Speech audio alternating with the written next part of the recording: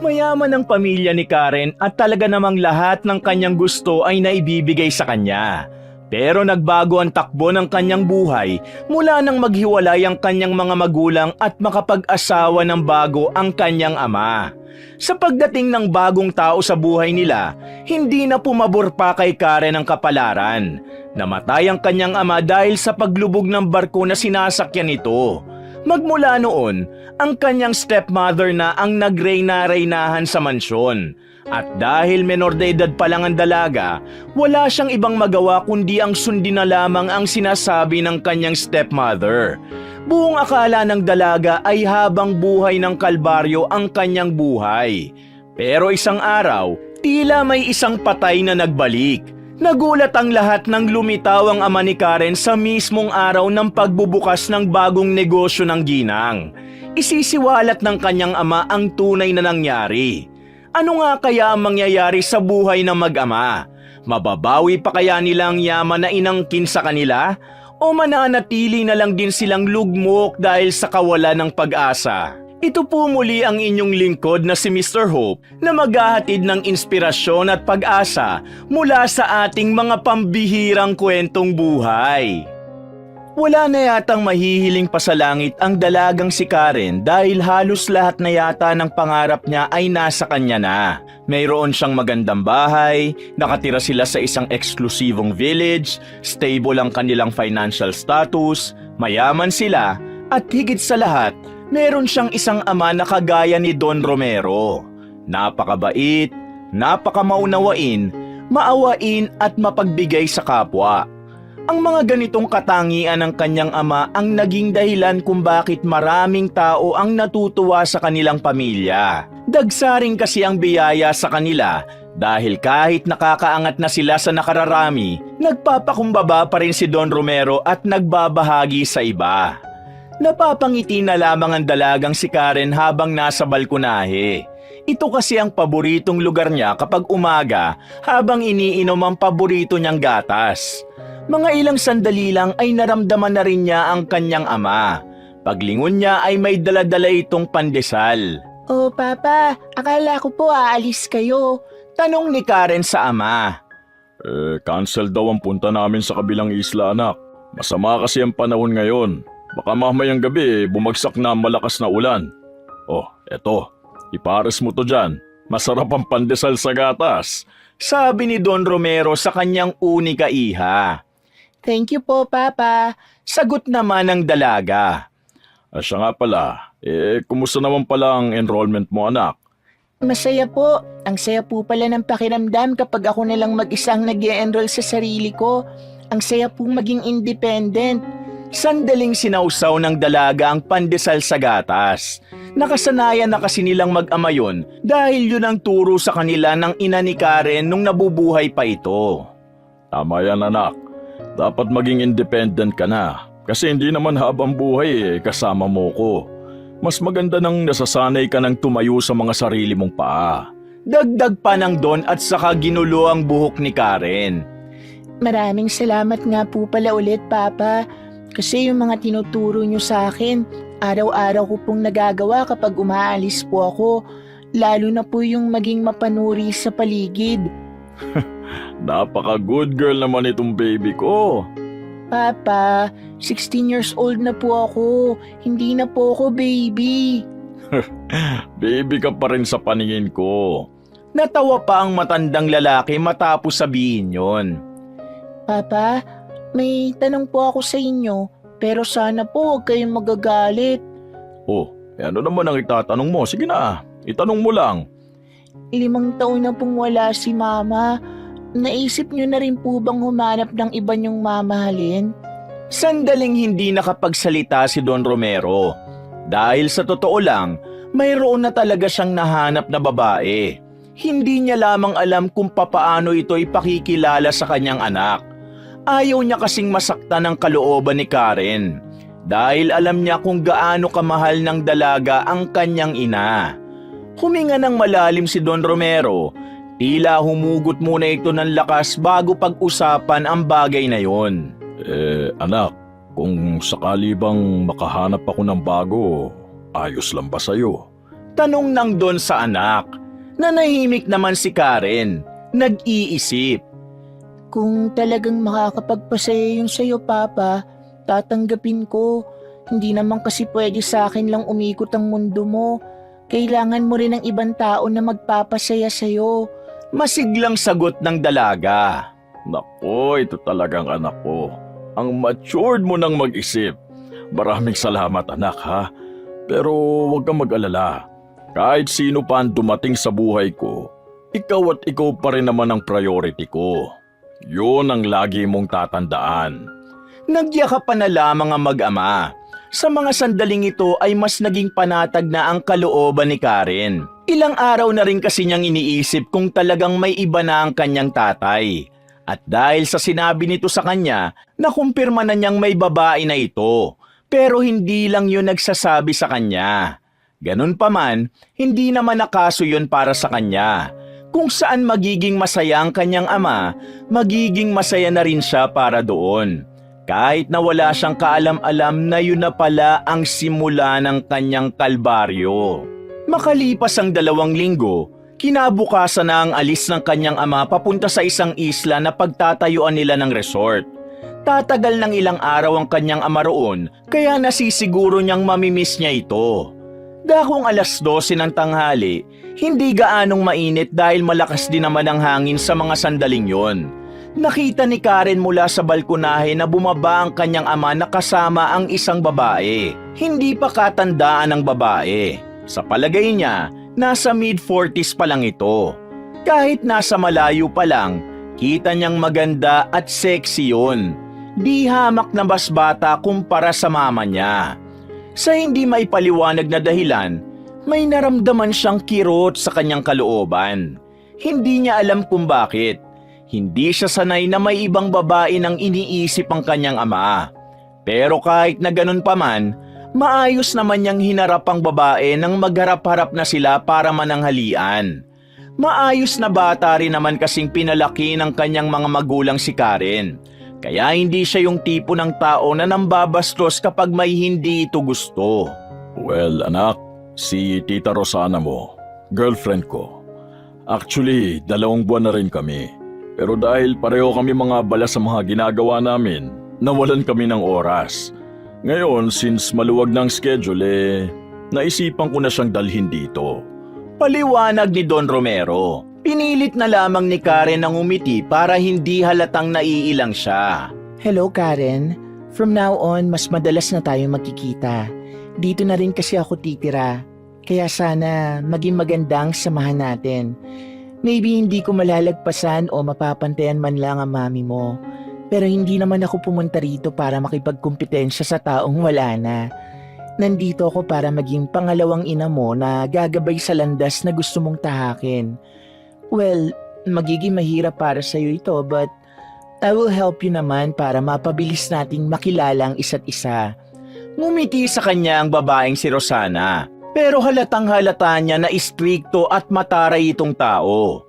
Nararamdaman na kasi ni Karen sa kung papaano ito tumingin at magsalita. Hi po, maraming salamat po dahil pinapasaya niyo po si Papa. Huwag po kayong mag-alala. Gagawin ko po ang best ko para magkaroon po tayo ng mabuting connection sa isa't isa.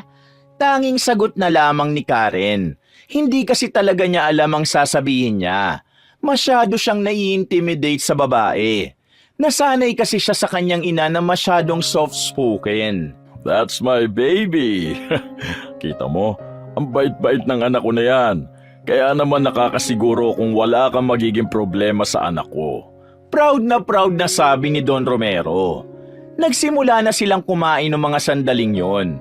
Paminsan-minsan, nahuhuli ni Karen nakatingin sa kanya si Rosana.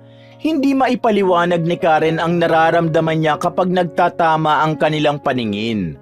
Ang bigat ng pakiramdam niya. Umiling siya sandali at pinagpalagay na lamang niya na baka hindi lang talaga siya sanay.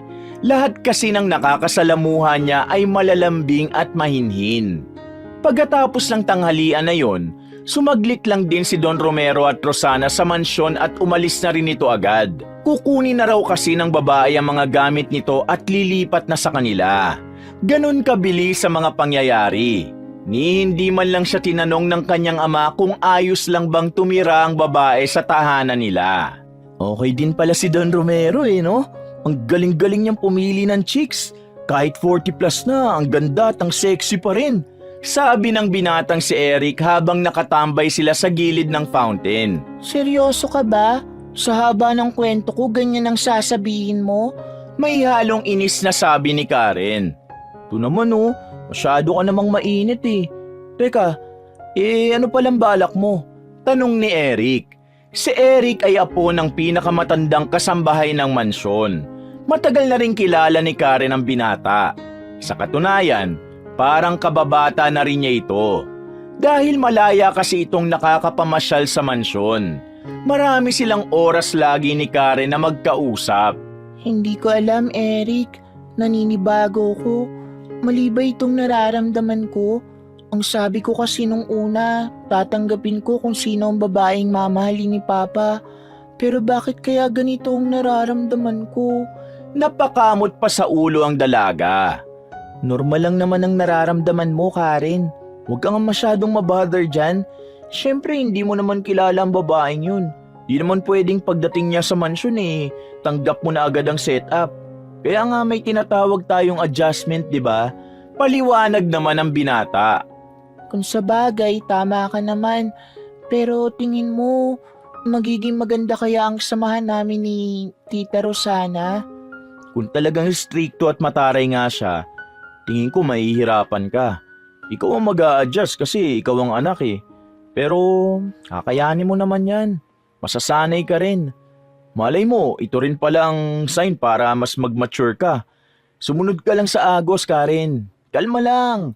Kinurot pa ni Eric ang kanyang magkabilang pisngi. Aray ko, para ka namang timang Pero ito seryoso Kailangan hindi ka rin hihina-hina. Kasi paano kung masama pala ang ugali ng babaeng yun? Dapat hindi ka pa dadaig. Naintindihan mo ba ako, par? Kung makapar ka, parang lalaki ako Iritadong sabi ni Karen. Basta, kung sakali mang hindi maging magandang takbo ng buhay mo habang kasama ang bago ni Don Romero, nandito lang naman kami ni Lola. Pwede mo kami lapitan kapag kailangan mo kami. Maraming salamat, Eric. Alam ko kahit loko-loko kang tao, nagagawa mo pa rin pag-aangin ng loob ko. Huy Karen, huwag kang magpasalamat. Sisingilin din kita balang araw. Iniipon ko lang lahat. Sabi pa ni Eric at pareho na lamang din silang natawa. Kinagabihan, bumalik na ang babaeng si Rosana. Mag-isa na lang ito dahil nagpaiwan ng kanyang ama sa opisina. Dala-dala na ng babae ang mga gamit nito at halos mapuno ang 2 pick-up na ginamit sa paghahakot ng mga gamit ni Rosana. Nakatambay lang siya sa balkonahe habang pinapanood ang mga naghahakot. Hindi niya na namalaya na nasa likuran na pala niya ang kanyang soon-to-be stepmother. Agad namang siyang nagbigay galang, ngumiti siya at binati niya ito. Sa katabi ng room ng mama mo ako magkakwarto. Ayos lang ba sa iyo yun, Karen? Tanong ni Rosana. Tulad nung una, parang maautoridad pa rin ang boses nito. Tipong isang salita pa lang parang titiklop na siya agad. Ayos lang naman po. Bakante naman po rin yun Sagot na lamang niya. Kahit naman hindi ka pumayag doon pa rin ako magkukwarto. Ano po? Ikinabigla ni Karen ang sinabing yun ng babae. Hindi niya inaasahan na sa simpleng salita ay mararamdaman niya ng hindi ito okay sa kanya. Nag-usap na kami ng papa mo and napagkasundoan namin na kapag nandito na ako na ang tatayong nanay mo. Ang magiging guardian mo kapag abala ang papa mo. Ako na rin ang magkokoman sa lahat ng staff dito sa mansyon. Kailangan kong gawin ito para mabawasan naman ang mga iniisip ng papa mo. Tutol ka ba ron? Tanong ni Rosana. Hindi po. At saka po, kahit tumutol po ako, parang wala naman po akong magagawa.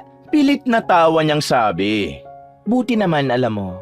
Tinignan siya mula ulo hanggang paa nito. Parang sinusuri ni Rosana ang kasuotan niya. Ang baduy ng outfit mo, napaka old school. Wala ka bang designer? Wala po. Mas komportable po kasi ako na ako mismo ang nag-aayos sa sarili ko. Sagot ng dalaga. Kung komportable ka sa pagiging baduy, wala namang problema. Ang mahalaga, nasusunod ang gusto mo.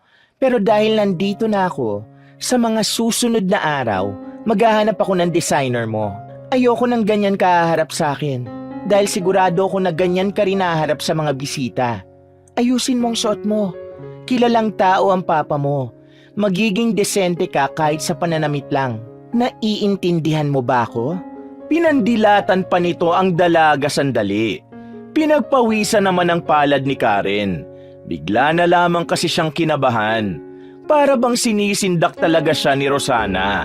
At dahil pinangunahan siya ng intimidasyon, hindi na rin siya nakatutol pa. Umuo na lamang siya sa sinabi ng kanyang stepmother. Ako na ang stepmother mo ngayon. Ibig sabihin, ina mo na rin ako. Kaya kung anong alam kong makakabuti sa'yo, kailangan mong sundin. Sana nagkakaintindihan tayo, Karen. Naglakad na rin paalis ang babae. Naiwang napatulala na lamang si Karen. Sa mga puntong ito, parang nakikita niya ng mas magiging mahirap para sa kanya ang mga susunod na araw. Mahihirapan siyang huminga sa sariling tahanan nila. Kinabukasan, maagang nagising si Karen dahil maaga rin ang alis ng kanyang ama. Pupunta na kasi ito sa isang isla kasama ang mga kapwa nito negosyante. Oh, Rosana, ikaw na munang bahala rito sa bahay ha. Karen anak, sundin mo ang sinasabi ng tita Rosana mo. Marami kasing alam yan sa gawaing bahay. Kaya naman dapat makinig ka sa kanya. Sabi ni Don Romero. Bago makasagot si Karen, tiningnan siya ni Rosana. Kahit na simpleng tingin lamang yon, pakiramdam ng dalaga ay tinatakot pa rin siya nito. Opo, Papa. Mag-iingat po kayo sa lakad ninyo.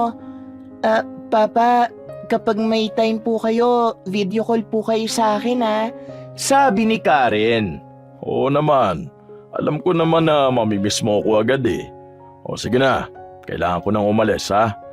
Tara na mga Arturo, hatid mo na ako sa pier. Ilang sandali lamang ay umalis na rin ang matandang lalaki. Wala pang 5 minutong nakakaalis si Don Romero. Kinausap na agad ni Rosana ang dalaga. Pinasunod ni Karen hanggang sa makarating na ito sa ikalawang palapag kung saan naroon ang silid ng stepmother niya at ang silid ng kanyang namayapang ina. Ano pong gagawin ko po rito? Tanong ni Karen. Tuturuan kitang magtupi ng damit. Dumalaw ako kanina sa kwarto mo. Ang dami kong nakitang damit sa kama na nakakalat. Hindi ka ba tinuruan ng mama mo na maging malinis sa kwarto? 16 years old ka na and you should know how to take care of your own room. I'm disappointed, Karen. Sabi ni Rosana. About po sa mga nakakalat na damit, namimili po kasi ako ng susuotin kanina bago ako lumabas. May lakad po kasi... Stop making stupid reasons, Karen. Kung lagi kang mag-e-excuse sa mga bagay na hindi mo kayang gawin, hindi ka mag-grow. Mahiya ka naman sa papa mo. Kilala siyang tao. Tapos ang anak niya burara sa gamit. Mawalang galang na po, Tita Rosana. Naiintindihan ko po ang inis niyo pero one thing you should know din po you can't enter in any room without any permission. Hindi niyo po sana makikita mga pinagpipilian ko pong damit kung hindi po kayo pumasok doon. Besides, I already explained po na hindi po yun nakakalat. Ililigpit ko rin naman po yun after ko pong mamili ng susuotin. Sa sinabing ito ni Karen ay nainis ang babaeng si Rosana. Pero pinigil na lamang nito ang sarili niya para hindi ito makapagtaas pa ng boses. At nangangatwirang ka pa talaga? Sa halip na tanggapin mo na lang kung anong pagkakamali mo? Seriously, Karen Penelope Reyes? Ramdam na ni Karen ang inis na si Rosana dahil sa pagbabanggit nito ng buo niyang pangalan. Kaya naman minabuti niya nang humingi na lang ng paumanhin kahit wala naman talaga siyang kasalanan. Sorry po. Tanging sabi na lamang niya. Narinig niya ang pagbuntong hininga ng kanyang stepmother. Hindi man nun ipahalata ang inis na nararamdaman, bakas na bakas yun dahil sa namumula nitong mukha. If ayaw mong matuto, then leave. Wala akong panahon sa mga teenager na katulad mo na iniiwasang magkaroon ng growth sa sarili. How disappointing. Sabi ni Rosana at pumasok na rin to sa loob ng kanyang silid. Napasandal na lamang din si Karen sa pader dahil sa sobrang pagkadismaya. Hindi niya inakala na gano'n ang mararamdaman ni Rosana kahit na wala naman siyang intensyon na magdulot pa ng inis. Hindi man naging maganda ang pag-uusap na yon para sa kanilang dalawa, pakiramdam ni Karen hindi naman lumala ang nangyaring yon. Lumipas ang maghapon, naging abala ang dalaga sa pag-aayos ng kanyang silid. Mula kasi nang mapasok yun ni Rosana, tila ba hindi na siya mapakali. Iniisip niya kasi na baka isumbong na siya ni Rosana sa kanyang ama. Pagkatapos niyang makapaglinis, dakong 5:00 ng hapon ay lumabas na rin siya para magmeryenda. Sa kusina, inabutan niyang nag-uusap-usap ang mga kasambahay. Narinig niyang si Rosana ang paksa ng usapan ng mga yon. Nanahimik lang ang mga yon nang sawayin nito ni Aling Emma. Hoy kayo, tigilan yung nga ang ganyang usapan. Kapag kayo narinig ni Ma'am Rosana, mayayari talaga kayo. Sige na, balik na sa gawain. Linisin ninyo ang pool area para may magawa kayo. Hindi yung puro kayo chismis dyan. Agad namang nagsikilo sa mga dalagang kasambahay. Samantala, pumasok na rin ang dalaga sa loob ng kusina at bumati sa matanda. Magandang hapon po. Sabi ni Karen. Magandang hapon din naman sa'yo, iha. Gusto mo ba ng makakain? Anong gusto mo at ipagluluto kita? Wika ng matandang si Aling Emma. Hindi na po, magtitinapay lang naman po ako. Sagot ni Karen. Sigurado ka ba, iha? Baka mamaya gutom ka eh. Nahihiya ka lang ba? Ayos lang po ako. Hindi po talaga ako nagkakanin o kumakain na mabigat sa hapon. Kung ganon, hayaan mo. Ako na lang ang maglalagay ng palaman sa tinapay mo. Ayos lang ba? Tanong ni Aling Emma na malapad ang ngiti. Oo naman po. Namiss ko na nga po yung paghahanda niyo sa amin ni Eric ng tinapay sa almusal ng mga bata pa kami. Pasensya ka na, iha ha. Hindi ko na magawa yun sa umaga dahil kailangan ko makatulog ng mahaba. Hirap na kasi ako makatulog sa gabi kaya tanghali na talaga ako nagigising. Di bale, ako naman ang gagawa ng merienda niyo lagi. Ayos ba? Sabi ni Aling Emma habang pinapahira na ng mayonnaise ang tasty bread. Ayos na ayos naman po sa akin. Mas maganda po yun. Masayang sagot naman ng dalaga. Dahil kausap na rin naman ni Karen ang matanda, sasamantalahin niya na ang pagkakataon para marinig niya ang opinyon ng matanda tungkol sa kanyang stepmother. Tumingin muna siya sa labas at nang masigurong walang makakarinig sa kanila, ay saka na nagsalita si Karen. Manang, tanong lang naman po ito Kung ayaw niyo pong sagutin, ayos lang naman po. Manang, ano pong tingin niyo kay Tita Rosana? Napatigil ang matanda sa paglalagay ng palaman sa tinapay. Tila interesado rin ang matandang ito na pag-usapan ng ganong bagay. Tutal na itanong mo na rin naman. Sasabihin ko na rin ha. Alam mo, iha, una pa lang talaga, hindi na ako komportable sa babaeng yon. Parang may nararamdaman akong mabigat na aura sa kanya eh. Ewan ko, parang pangit yata ang ugali ng Rosana na yan. Sobrang layo sa mama mo. Hindi ko nga alam kung anong nakita ni Don Romero sa Rosanang yan. Hindi naman ganun kasi ang mama mo. Manang, pati rin po ako ganyan ang nararamdaman. Pero wala naman tayong magagawa. Sa dami ng babae sa mundo, yun ang pinili ni Papa eh. Malay natin, meron siyang nakita na hindi natin nakikita kay Tita Rosana. Kaya ang gagawin ko na lang, pakikisamahan ko siya. Kung nakikita kong masaya si Papa sa kanya, susuportahan ko na lang siguro. Nakangiting wika ng dalaga. Natigil lang ang kanilang usapan nang biglang marinig nilang may umiiyak sa itaas. Kilala ni Karen ang boses na naririnig nila. Kaya naman dali-dali na silang tumungo sa ikalawang palapag. Nagtungo sila sa silid ni Rosana at inabutan nila itong umiiyak habang hawak ang cellphone nito. Tita Rosana, ano pong problema? Bakit po kayo umiiyak? Tanong ni Karen. Ang papa mo, Bakit po? Ano pong meron? Ano po nangyari kay Papa? Nagsimula ng mag-alala ang dalagang si Karen. Lumubog yung yate na sinasakyan nila. Hindi pa nakikita ang mga katawan nila. Ang sabi sa akin ng tumawag na pulis, magdadalawang oras na silang naghahanap pero wala pa rin. Tila gumuho ang mundo ni Karen nang marinig ang sinabing yon ng kanyang stepmother. Agad-agad na nag-init ang buong katawan niya sa sobrang kaba. Tila nanlambot din ang kanyang magkabilang tuhod. Kalaunan ay tumulo na rin ang kanyang mga luha. Huwag kayong panghinaan. Tutal hindi pa naman nahahanap ang mga katawan nila. May posibilidad pang buhay sila. Tita Rosana, pwede ba nating puntahan si Papa? Tanong ng dalaga na humihik-bihik-bi pa. Oo, magbihis ka na maayos. Pupunta tayo doon. Bilis! Walang sinayang na pagkakataon ng dalaga. Simpleng maong at t-shirt na lamang ang naisuot niya at lumarga na rin sila. Pero sa pier pa lang, nakasalubong na nila mga pulis. Agad na sinabi sa kanila ng mga yon na nalibot na nila ang area kung saan lumubog ang yate. Pero wala sila ni isang nakitang katawan ni Don Romero. Tanging katawan lamang ng ibang negosyante ang mga natagpuan. Hindi pwede. Magbabayad ako kahit magkano. Hanapin niyo lang ang asawa ko. Halos mag-hysterical na ang babaeng si Rosana nung mga sandaling yon. Pinakalma na lamang ito ng mga pulis. Habang si Karen naman, hindi pa rin makapagsalita. Hindi niya alam kung ano ang gagawin sa mga sandaling ito. Nang may masmasa na ang babaeng si Rosana, minabuti na lamang muna nilang umuwi. Wala rin naman kasi silang mapapala roon dahil wala pa ring update. Itutuloy na lang ang paghahanap kinabukasan.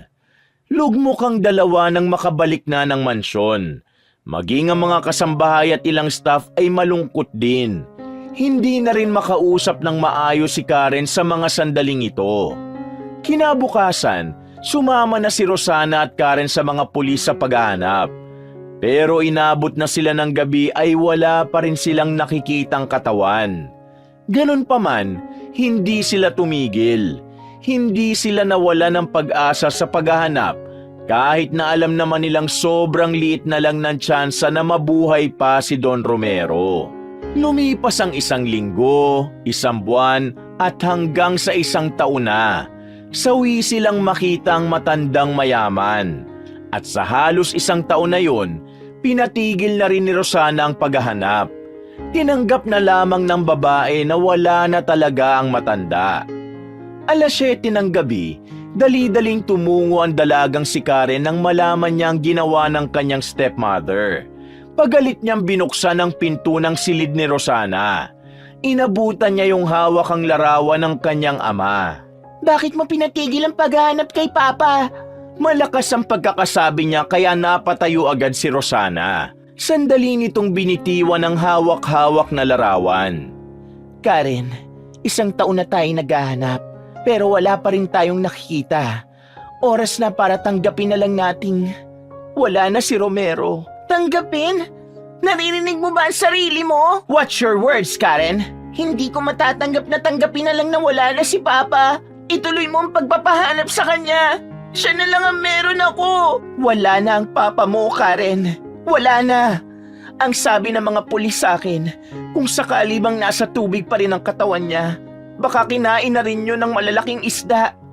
1 taon na, Karen. Tingin mo tatagal tayo ng ganito kung naroon lang ang Papa mo? Wala. Wala na siya. Yun ang totoo. Akala mo ba ikaw lang ang nahihirapan dito? Ako rin. Masakit din sa akin na nangyayari. Pero anong magagawa natin? Titigil ba ang mundo natin? Hindi. May sarili tayong buhay na dapat intindihin. Hindi na natin maibabalik ang mga bagay na alam nating malabo nang makabalik. Kung ikaw ayaw mong makausad, pues ako gusto ko, Karen. Maraming negosyo ang Papa mo na naiwan sa akin. Kaya sa halip na magpakalugmok ako, aasikasuhin ko na lang ang lahat ng pag-aari niya. Yun na lang ang magagawa ko para sa kanya. Kaya ikaw, isipin mo naman kung ano magagawa mo para sa kanya ngayong wala na siya. Natameme ang dalaga. Walang salitang lumabas bilang tugon. Masakit mang isipin Pero tama ang kanyang stepmother. Kahit na umiyak pa siya ng dugo, hindi na nila maibabalik ang taong namatay na. Lumabas ng silid ang babaeng si Rosana. Naiwan siya roon na napasandal na lamang sa dingding, nakatulala sa lapag. Hinihiling na sana magkaroon ng himala at bumalik ang kanyang ama. Pero sa tuwing hihilingin niya naman yon, mas lalo niya lang nararamdaman na malabo na ang gusto niyang mangyari. Natagpuan na lamang niya ang kanyang sariling nakatambay na sa balkonahe. Wala siyang dalang kahit na ano. Kahit na ang nakasanayan niyang gata sa tinapay ay wala. Wala siyang gana. Gusto na lamang niyang tumunganga sa kung saan-saan. Karen, kung kailangan mo na makakausap, nandito lang ako ha. Sabi ni Eric na nasa likuran na pala ng dalaga. Paano ka nakapasok dito? Walang ganang tanong ng dalaga. Pinapasok ako ni Lola. Sabi niya kasi, samahan kita. Sagot ng binata. Ngumiti na lamang ng mapait si Karen. Pagkatapos ay natulala na naman ito. Ganun at ganun lang ang nagiging sistema ng bawat araw ni Karen. Halos 1 buwan din siyang hanggang sa balkonahe lang. Para bang nawala na ng saysay ang buhay niya mula nang mawala ang kanyang ama. Pero mabuti na lang, pumasok sa panaginip niya ang kanyang ina. Sinasabi nito sa kanya na kailangan niyang magpatuloy. Bagay na naging simula para kay Karen na bumangon ulit. Dumating ang pasukan, first year college na si Karen. Nalulungkot pa rin siya dahil naalala niya noon ang sinabi sa kanya ni Don Romero na kapag nakatungtong na siya ng kolehiyo, ang ama niya ang maghahatid sa kanya sa unang araw ng pasukan. Pero heto ngayon si Karen, mag-isa lang na bumaba ng sasakyan. Ganun pa man, gaya ng pinangako niya sa sarili niya, gusto niyang mapabuti ang kanyang sarili. Dahil alam niyang darating din ang panahon na siya na ang hawak ng kanilang mga negosyo. Karen! Rinig niyang tawag sa kanya ng boses lalaki sa likuran. Paglingon niya ay nakita niya agad si Eric. May dala-dala pa itong naka-plastic na soft drinks. Buti naman at hindi ka absent sa unang araw. Ano? Tara, sabay na tayo? Anong room ka ba? Tanong ng binata. Sa kabilang building ang mga business ads. Yung IT naman sa kabila rin. Magkalayo tayo kaya hindi tayo pwede magsabay. I mean, sabay na tayo maglakad. Ito naman. Ayaw mo ba? Tara na nga. Natatawa na lamang na wika ni Karen. Madaldal si Eric habang naglalakad sila. Nakikinig lang si Karen sa binata dahil wala pa itong energy na makipagdaldalan. Ilang sandali lang ay naghiwalay na rin ang landas nila. Tinungo na ni Karen ang kanyang classroom. Pagdating niya roon ay may mangilan-ngilan na ring estudyante ang naroon. Mga naghihintay din sa pagdating ng kanilang professor. Nahihiyang pumasok si Karen. Lumapit siya sa bandang dulong upuan at doon na lang pumuesto. Nakatingin sa kanya ang ibang estudyante. Hindi niya alam kung bakit. Hello, anong pangalan mo? Tanong ng kapwa niya estudyante na babae. Hindi basta-basta nakikipag-usap si Karen sa ibang tao. Pero dahil mukha namang mabait ang dalaga, sumagot siya ron. Karen ang pangalan ko. Nice to meet you, Karen. Jane nga pala ang pangalan ko. Sagot ng babaeng si Jane at inabot pa nito ang kanyang kamay para formal na makipagkaibigan. Ngumiti si Karen at tinanggap yon. Walang ano-ano ay tumabi na rin sa kanya si Jane. Kagaya ni Eric ay parang hindi rin ito nauubusan ng kwento. Kabaliktaran ang pagkatao niya na mas gusto na tumahimik lang. Kapag may nang ano sa'yo rito, sabihin mo lang sa akin ha. Marami akong kuya sa higher level, kaya walang mangbubuli sa atin. Mayabang na sabi ni Jane. Umuo na lamang si Karen doon. Maya-maya ay dumating na rin naman ang kanilang prof. Wala pa naman silang masyadong ginawa nung mga sandaling yon. Nagpakilala lang sila sa isa't isa. Kaya naman 3:00 pa lang ng hapon ay na-dismiss na ang lahat ng klase. Paglabas niya ng kanyang silid, nagulat siya nang lumapit sa kanya si Eric. Kanina pa pala siya nito hinihintay. Hindi ka ba pumasok? Nagkating ka no? Bungad niya sa lalaki. Uy, hindi ah. Na-dismiss na rin yung klase namin. Sagot ni Eric. Siya nga pala, Eric. Si Jane, bagong kaibigan ko. Jane, si Eric, kababata ko yan. Nagngitian lang ang dalawa at naglakad na rin sila palabas ng eskwelahan. Pagdating nila sa paradahan ng mga sasakyan, nagpaalam na rin sila kay Jane. See you, Karen. Sige, see you, Jane. Habang papalayo ang dalagang si Jane ay hindi na alis ang tingin ni Eric doon. Uy, bakit? Type mo, no? Tanong ni Karen. Hindi ah.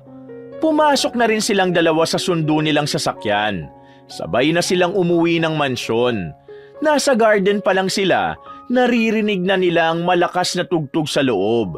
Nagsalubong ang kilay ni Karen. Nagmamadali siyang pumasok sa loob para alamin kung sino ang nagpapatugtog ng ganong kalakas. Pagdating niya sa sala, inabutan niya ang isang babae rin na kasing edad lang din niya. Nakaupo sa sofa habang nasa tabi nito ang portable na speaker.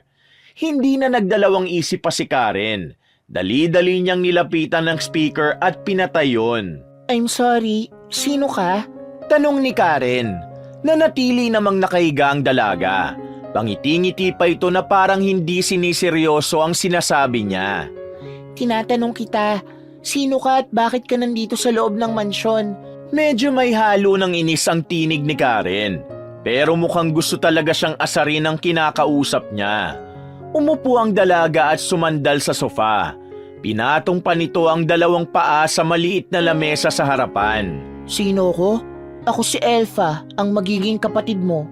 Sagot nito nang may nakakalokong ngiti. Magiging kapatid?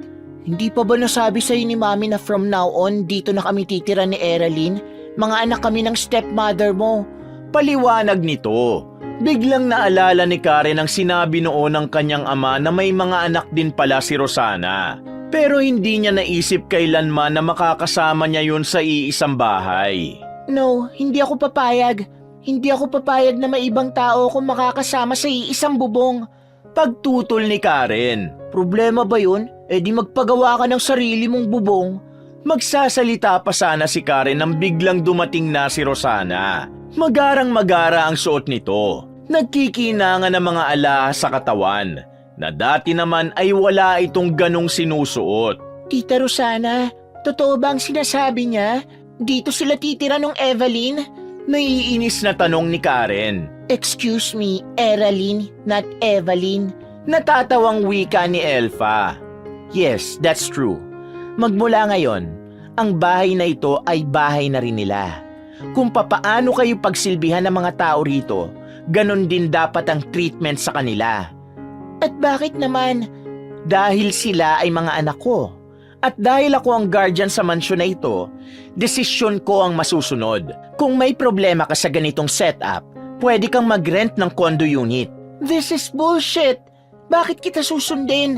Sampid lang naman kayo rito. Ako ang tunay na dapat masunod dito dahil ako ang tunay na dapat na magmay-ari ng mansyon na ito. Karen, baka nakakalimutan mo. Ako ang nagpapatakbo ng mga negosyo ng papa mo. Ibig sabihin, sa akin nakapangalan ng lahat at hindi sa'yo. Hindi mo ba naiintindihan? Bago mawala ang papa mo, hinabilin niya na sa akin ang lahat.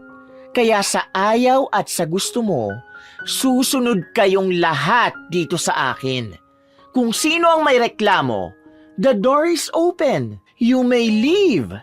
Nanginginig ang kamay ni Karen dahil sa galit. Hindi niya inaasahan na magre-reyna-reynahan ang kanyang stepmother. Buong akala niya kasi noon na kahit hindi naman sila ganun kalapit sa isa't isa, hindi siya nito pagmamalupitan. Pero iba ang nangyari. Habang tumatagal, lumalabas na ang tunay na kulay ni Rosana. At yon ang hindi nagugustuhan ni Karen. May sasabihin ka pa ba? Kung wala na, magpapahinga na muna ako. Pagod ako sa maghapong pag-aasikaso ng mga negosyo. So please, stop talking nonsense too. Nagtaray pa ang babaeng si Rosana at naglakad na ring paakyat sa ikalawang palapag. Naiwan siyang nanggagalaiti pero wala rin naman siyang magawa.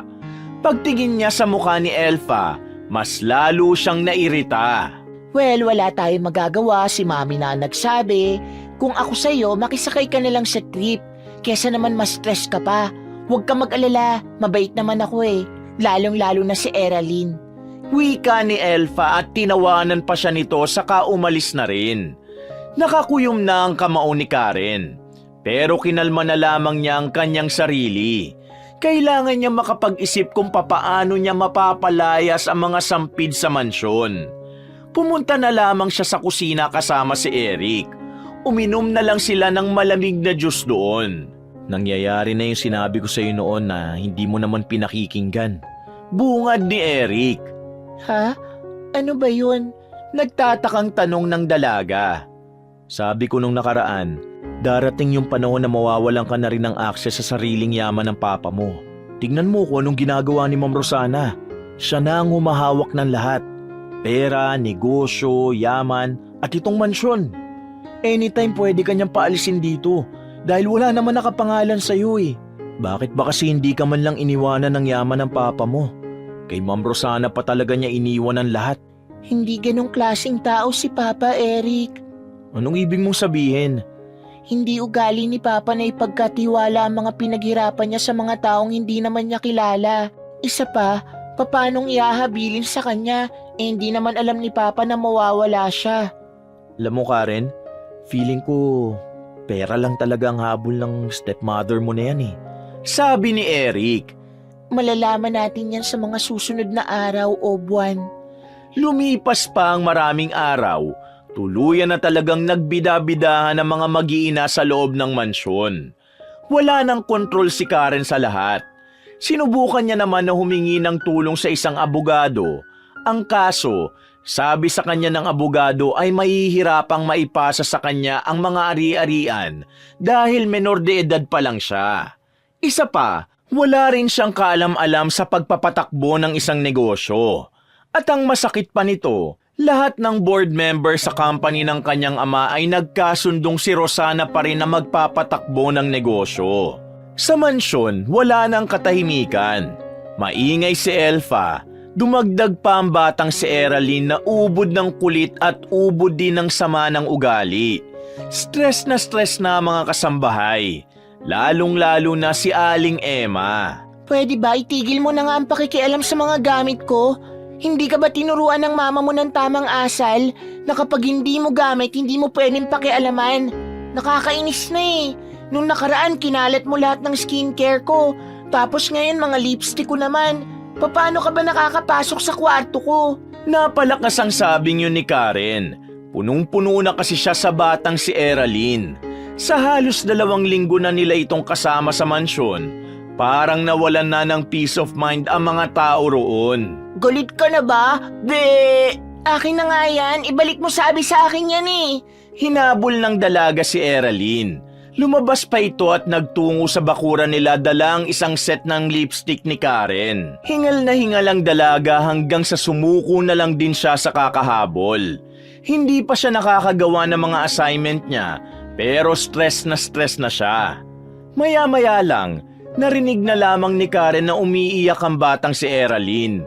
Nang puntahan niya yon, nakita niyang nakadapa ito sa lapag. Natisod ang bata sa nakausling bato. Nagkalat tuloy ang mga lipstick ni Karen. Ano bang ginawa mo? Hindi mo ba alam kung gaano kamahal ang mga lipstick na yan? Galing pa sa Paris yan. Hindi tumugon sa kanya ang batang si Eraline at patuloy lamang ito sa pag-iyak. Agad namang rumisponde ang ate ng bata na si Elfa. Nang makita ni Elfa ang kalagayan ni Eraline, agad itong lumapit kay Karen at sinampal ito ng malakas. How dare you? Anong ginawa mo sa kanya? Galit na tanong ni Elfa. Hindi kaagad nakasagot si Karen. Nakahawak lang ito sa pisngi niya dahil sa pagkagulat. Ate, tinulak ako niya ni Karen. Kinukuha niya kasi itong lipstick. Ayaw niya akong pahiramin. Sabi naman ng bata. Sinungaling ka, hindi kita tinulak. Kusa ka na dapa dyan kasi takbo ka ng takbo. Buwelta naman ni Karen. Pero hindi naniwala sa kanya si Elfa. At kahit na anong paliwanag ang gawin niya, mukhang wala talaga itong balak na pakinggan siya. Hindi ka pa ba kontento sa pagtatangka mong mapalayas kami rito? Dumating ka na talaga sa puntong kailangan mo pa talagang manakit ng bata?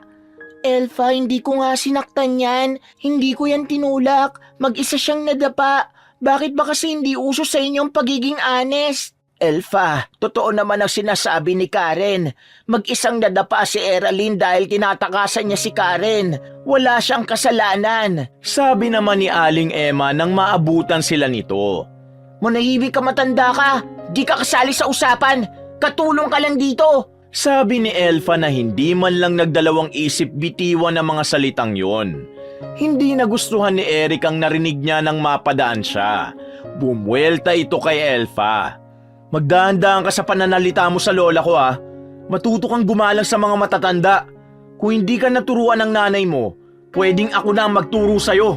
Matapang na wika ni Eric kay Elfa. Hindi na nito naisip na maaari silang mapahamak kapag nagsumbong ang magkapatid. Wow, tumatapang ang apo ng katulong ah. Bakit? Ano bang pinagmamalaki mo, Boss Eric? Nang iinsultong tanong ni Elfa. Sa tindig ng dalagang si Elfa, wala sa itsura nito ang magpapatalo. Mataas din ang pride nito. Manang-mana sa kanyang ina. Pasensya ka na, Elfa. Apo, hayaan mo na. Huwag ka na lang magsalita. Awat ni Aling Emma. Alam niyo, parang ang sarap niyong palitan. Sabihin ko nga kay Mami na mag-hire kami ng bagong head ng mga katulong. Natatawa pang sabi ni Elfa. Wag naman, wala naman kaming ginagawang masama.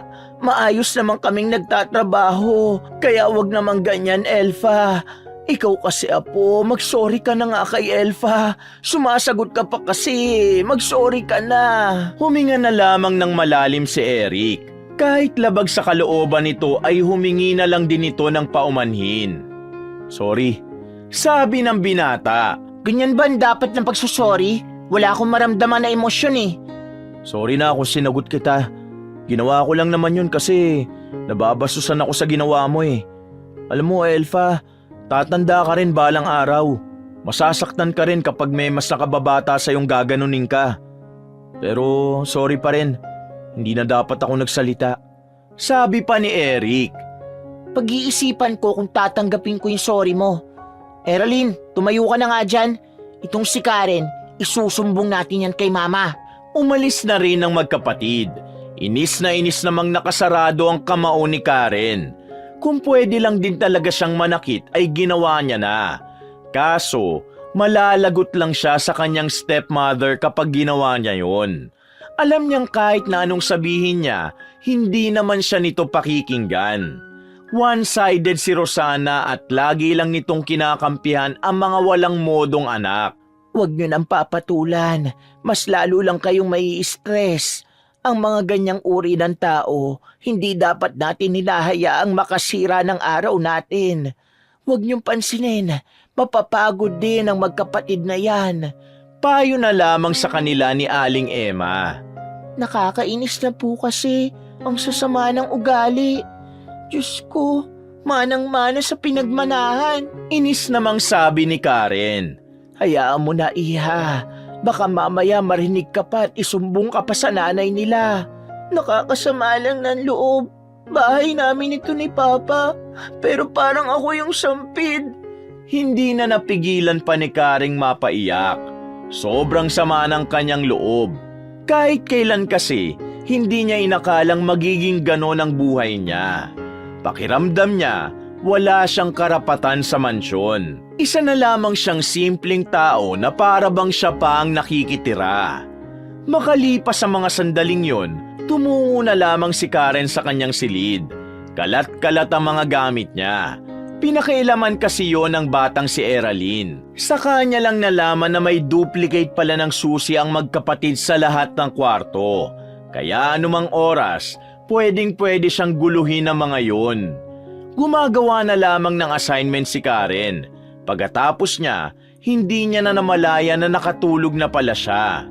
Pagsapit ng alauna na madaling araw, bigla siyang nagising nang marinig niyang kumakalabog ang pinto ng kanyang silid. Pagbangon niya, nakita niyang nasa harapan na niya si Rosana. Galit na galit ang mukha nito. Hindi pa man nakakapagsalita si Karen, isang malakas na sampal na ang tinanggap niya. Nawala ang antok ng dalaga. Parang naalog din ang utak niya. Bakit? Bakit po ninyo ako sinampal? Nagtataka niyang tanong. At talagang wala kang alam? Eto pa! Tinamaan naman sa kaliwang pisngi ang dalaga. At sa pangatlong sampal ay nagawa niya na itong salagin. Ano po bang problema niyo? Ikaw ang problema ko, Karen. Anong karapatan mo na saktan ng anak ko? Sino ka para itulak si Eraline? Anong tingin mo sa sarili mo, ha? Hala, hindi ko naman po siya tinulak. Kusa po siyang nadapa. Takbo po kasi siya ng takbo. Kinuha niya po kasi yung lipstick ko kaya hinaabol ko siya. Huwag ka nang magdahilan pa. Kilala ko ang anak ko. Hindi yun sinungaling. Hindi nun ugaling gumawa ng kwento. Totoo po ang sinasabi ko sa inyo. Wala po akong ginawa. Ikaw, Karen, alam mo pinanggigigil mo ko eh. Kung inamin mo na lang na tinulak mo siya, edi sana nakaisang sampal ka lang sa akin. Pero nagmamatigas ka pa. Akala mo na kung sino ka eh, no? Karen, baka nakakalimutan mo. Nakikitira ka na lang dito.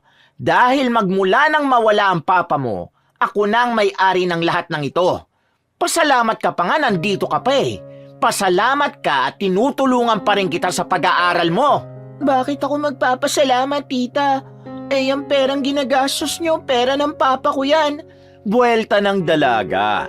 At dahil dito, mas lalong nainis sa kanya si Rosana. From now on, wala ka nang matatanggap na allowance sa akin. Ifi-freeze ko rin ang bank account mo. Ito ang parusa mo para sa ginagawa mong pambabasto sa akin. You understand? Grabe naman ang ginagawa niyo. Wala naman akong sinasabing masama laban sa inyo ah. Kung tutuusin kayo may ginawang hindi maganda sa akin. Sinaktan niyo ako. Sinaktan din ako ni Elfa kanina. Bakit parang kasalanan ko pa ngayon? Dapat parusahan mo rin si Elfa dahil nananakit siya. Bakit ko parurusahan ang anak ko? Eh kaya ko nga sila dinala rito para makarana sila ng maginhawang buhay. Anak ko sila. Sila ang mahalaga sa akin. Hindi mo ako maiintindihan kasi hindi ka naman naging magulang. Ngayon, magdusa ka sa parusa ko sa'yo. Maibabalik lang ang allowance mo at bank account mo kapag lumuhod ka sa harapan ni Eraline at humingi ng sorry. Tita naman, hindi naman makatao yan. Hindi na siya kinausap pa ng stepmother niya. Lumabas na rin ito ng silid.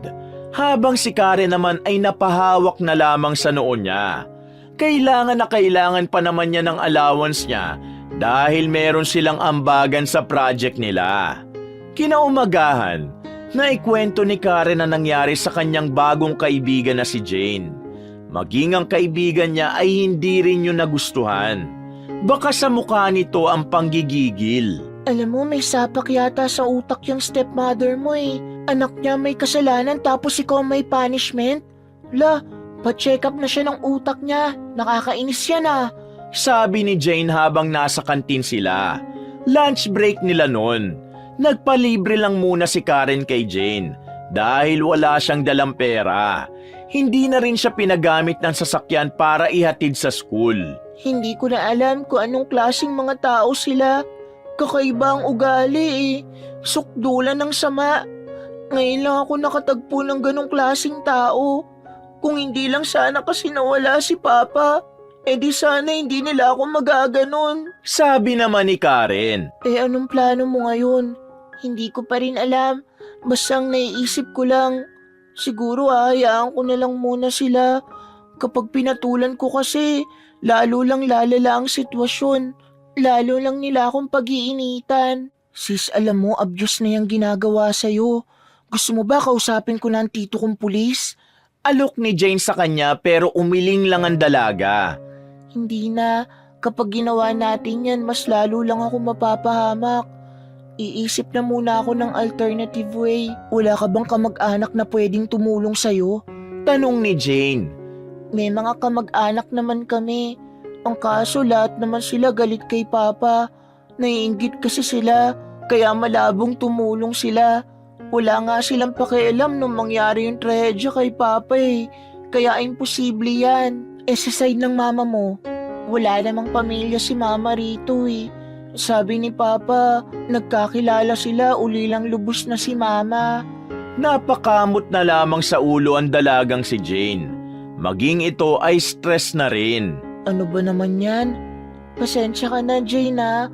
kakakilala pa lang natin pero heto, nai-stress ka rin sa problema ko. Malungkot na wika ni Karen. Inakbayan naman siya ni Jane. Ano ka ba? Ayos lang naman. Para saan pa ang pagkakaibigan natin, di ba? Dito naman tumitibay ang friendship, di ba? Ngumiti na lamang si Karen. Maya-maya lang din ay natapos na silang kumain. Maayos na sana ang araw ni Karen sa school kanina. Marami siyang naipasang schoolwork. Matataas din ang score na nakuha niya sa exam. Pero hindi niya inaasahang masisira pa ang huling oras niya sa school dahil sa nangyari. Karen, my sister!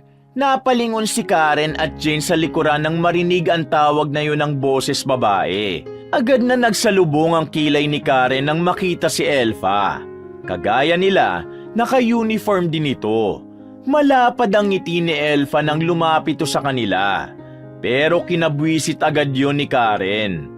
Anong ginagawa mo rito? Tanong ni Karen at inirapan si Elfa. Di ba halata? Malamang dito rin ako nag-aaral. Nakapag-late enroll na ako, sister. Sa wakas, kasama na kita sa school. Alam mo kasi, ayoko naman talaga mag-aral. Pero kasi namimiss kita kapag wala ka sa bahay. Kaya ito, gumawa ako ng paraan para hindi ka mawala sa paningin ko. Saad ni Elfa. Napangisi na lamang si Karen. Alam naman kasi niyang ginagawa lang yun ni Elfa para mas lalo siyang inisin. Aalis na kami. Sabi ni Karen. Maglalakad na sana sila pero bigla itong hinawakan ni Elfa sa braso. Huwag mo kong tatalikuran kapag kinakausap kita, Karen. Ayoko nang napapahiya ako. Pabulong na sabi ni Elfa. Dahil sa inaasal nito, nainis na rin si Jane. Pumagit na ito sa dalawa at nagsalita ito sa harapan ng mukha ni Elfa. So, ikaw pala si Elfa, ang walang modong stepsister ni Karen. Sabi ni Jane. Salubong ang kilay ni Elfa. Tila nasagi ni Jane ang ego nito. Anong sinabi mo? Kapag spoiled brat ba bingirin? Kailangan ko pa bang ulitin? Hello? Sino ka ba para maging deserving sa mga salita ko? Jane, tama na yan. Awat ni Karen. Lalayo na sana sila nang biglang sampalin ni Elfa ang babaeng si Jane. Pero nagulat ito nang hawakan ni Jane ang kamay niya at saka hinawi. Kung si Karen nagaganyan mo, ibahin mo ko ah. Hindi ako mabait. Karen, let's go. Kulang na lang ay umusok na ang ilong ni Elfa. Gigil na gigil ito. Nagawa pa nga nitong sigawan ng estudyanteng napadaan lang naman sa gilid niya. Nang makalabas na sila ng kanilang school, kumilid muna silang dalawa. Pareho na lamang silang natawa. Yun kasi ang unang beses na nakita ni Karen na naasar si Elfa. Kakaibang satisfaction ang nararamdaman ni Karen. Nakita mo ba yung mukha niya? Ganun ang mukha ng talunan. Karen, hindi ka dapat nagpapaapi. Dapat lumaban ka kapag kailangan na. Naiintindihan mo ba ako? Tumangutango na lamang si Karen. Nang may mapadaan ng jeep, ay nagpaalam na rin siya kay Jane. Sabihin mo lang sa driver kung saan ka bababa. Tapos yung pamasahe mo, sakto na yan pauwi sa inyo. Text ka pag naligaw ka ha. Sabi pa ni Jane. Kumaway pa si Karen nang umandar na ang jeep. First time niya lang mag-commute kaya medyo natatanga pa siya. Kabado ang dalaga. Hindi niya kasi alam kung saan siya makakarating. Hindi niya kabisado ang daan. Kung kasabay lang sana niya si Eric, di sana'y hindi niya na kailangan pang mangamba. Ang kaso, hindi pa tapos ang klase ng binata. Ayaw rin naman niyang maghintay pa roon dahil gusto na rin niyang makapagpahinga. Makalipas ang ilang minuto, napansin ni Karen na parang ibang way na ang dinadaanan nila. Sa kanya lang napagtanto na naliligaw na pala siya nang sabihin na yun sa kanya ng ibang pasahero. Wala siyang choice kung di ang bumaba na lang. Paano ako uuwi nito? Wala na akong pera. Napaupo na lamang ang dalaga sa gutter. Pero maya-maya lang din ay naglakad na lang din siya. Kailangan niyang makauwi dahil marami pa siyang gagawing schoolwork. Habang naglalakad siya, may sumabay sa kanyang itim na monterong sasakyan. Tumigil yun at pagbukas ng salamin, tinawag siya ng matandang naroon. Karen, Diyos ko naman, bakit ka ba naglalakad dyan ha? Nasaan si Roger? Tanong ng matandang si Mang Arturo. Hindi na nagdalawang isip pa si Karen. Sumakay siya agad sa sasakyan. Isang malaking hulog ng langit para sa kanya si Mang Arturo. Buti na lang po dumaan kayo. Iba po kasi ang nadaanan ng sinakyan kong jeep. Naligaw po ako, tapos wala na po akong pamasahe. Medyo naiiyak-iyak ng sabi ng dalaga. Bakit ka ba kasi nag-commute, iha? Nasaan ba si Roger? Di ba yun ang driver mo? Kasi Mang Arthur, nagkasagutan po kami kanina ni Tita Rosana. Inalisan niya po ako ng access sa service, tapos pati na rin yung bank account ko at yung allowance ko po. Paliwanag ng dalaga. Diyos ko naman, pambira naman talaga tong si Ma'am Rosana. Kung makaasta, akala mo talagang siya na ang may-ari ng kayamanan ng papa mo. Kung hindi sana nawala si Don Romero, siguro pinatalsik na yan ang papa mo Mang Arturo, maraming salamat po ulit. Walang anuman. Driver naman ako ng papa mo noon Kaya maliit na bagay lang naman ito. Kung pwede nga lang kita ihatid sundo, ginawa ko na. Kaso ngayon lang talaga ang libreng oras ko, iha. Lagi kaming umaalis ni Ma'am Rosana Ayos lang po, wala naman pong problema sa akin. Thankful pa rin po ako kasi napadaan kayo rito. Kung hindi, baka hindi na po ako nakauwi. Huwag kang mag-alala. Bukas gagawin kita ng instruction kung papaano mag-commute at kung ano-ano yung mga pwede mong daanan. Nagpasalamat na lang ulit si Karen. Sa mga sumunod na sandali ay nanahimik na lamang siya roon. Pag-uwi nila ng mansyon, nakita sila ni Rosanang sabay bumaba sa garahe. Nakatingin na agad sa kanila ng masama yun. Alam na agad ni Karen na masama na naman ang timpla sa kanya. Bawat hakbang ni Karen palapit doon ay kinakabahan siya. Mga ilang sandali lang, hindi nga siya nagkamali. Sinigawan agad siya nito. Sinong may sabi sa'yong pwede kang sumakay dyan? Tanong ni Rosana. Magsasalita pa sana si Karen pero si Mang Arturo na ang sumagot sa tanong ng babae. Ma'am, nakita ko po kasi sa daan si Karen. Ang sabi niya po sumakay siya ng jeep pero bumaba rin kaagad kasi iba pala ang daan ng jeep. Naawa naman po ako kasi baka po maligaw. Sakto naman pong napadaan po ako ron kaya isinabay ko na po. Huwag ka na magsalita. Hindi pa kita kinakausap. Natameme ang matandang lalaki. Binalikan naman ni Rosana ng atensyon si Karen na sa puntong ito nakakaramdam na naman ng galit. Hindi niya kasi kayang nakikita na ginaganon si Mang Arturo. Hindi na kasi ibang tao sa kanya ang matanda. Bata pa lang siya, kasama na niya sa mansyon si Mang Arturo. Ikaw, akala ko ba matalino ka? Pero bakit hindi mo maintindihan na kapag bawal, bawal talaga? Dinamay mo pa sa kasalanan mo itong matandang ito. Ngayon, dadagdagan ko ang parusa mo para magtanda ka. Tita naman! At tataasan mo pa talaga ako ng boses? How dare you! Isang malakas na sampal na naman ang tinanggap ni Karen. Maging si Mang Arturo ay nagulat din sa ginawa ng babaeng si Rosana. Ma'am, huwag naman po sanang nagkakasakitan. Pag-usapan po natin ng maayos. Huwag niyo na pong pag-initan si Karen. Ako naman po ang nagpasakay sa kanya kaya ako po ang may kasalanan. Wika ni Mang Arturo. So inaamin mo na ikaw ang may kasalanan, Manong? Opo, ako naman po talaga Kasi kung hindi ko siya pinasakay, hindi naman po sana niya malalabag yung pinagbabawal niyo sa kanya. Since ikaw na ang umaako ng kasalanan nitong babaeng to, ikaw na lang din ang bibigyan ko ng parusa. Alam mo bang ayaw na ayaw ko sa lahat yung nakikialam? Lahat ng pakialamero, inaalis ko sa paningin ko. Mang Arturo, suspendido ka ng 1 buwan. Ayaw na muna kita makita rito sa mansyon. Naiintindihan mo ba ako? Tumaas pa ang kilay ni Rosana. Talagang pinakita nito kung gaano siya kataray. Ma'am, hindi po ako pwedeng mawalan ng trabaho. Naggagamot po ang asawa ko, ma'am. Kahit anong parusa na lang, wag lang po yun. Kahit bawasan nyo na lang muna yung sahod ko. Wag lang po yun. Pagmamakaawa ng matanda. Napaka-unfair niyo naman sa kanya. Hindi naman sobrang bigat ng ginawa niya, tita. Bakit napakabigat naman ang ipapataw niyong parusa? Hindi na po ito makatao. Pagkontra ni Karen. Pero mukhang walang balak si Rosana na pakinggan siya. Wala na akong dapat pang ipaliwanag dito. My decision is final. Mula bukas, ayokong makikita ka rito, Mang Arturo. Naiintindihan mo ba ako? Napayuko na lamang ang matanda. Agad naman ang umalis ang babae. Naiyak na lamang si Karen. Nakokonsensya siya sa nangyari. Dahil sa kanya, nasuspindi pa si Mang Arturo. Mas lalo pa siyang nakonsensya nang malaman na naggagamot pala ang asawa ng matanda. Mang Arturo, sorry. Kasalanan ko po ang lahat ng ito. Patawarin niyo po ako. Ngumiti ng malapad ang matanda. Ngunit bakas na bakas pa rin sa mata ng matanda ang kalungkutan. Iha, wag mong sisihin ang sarili mo. Wala namang may gusto nang nangyari. Isa pa, wala namang mali sa ginawa natin.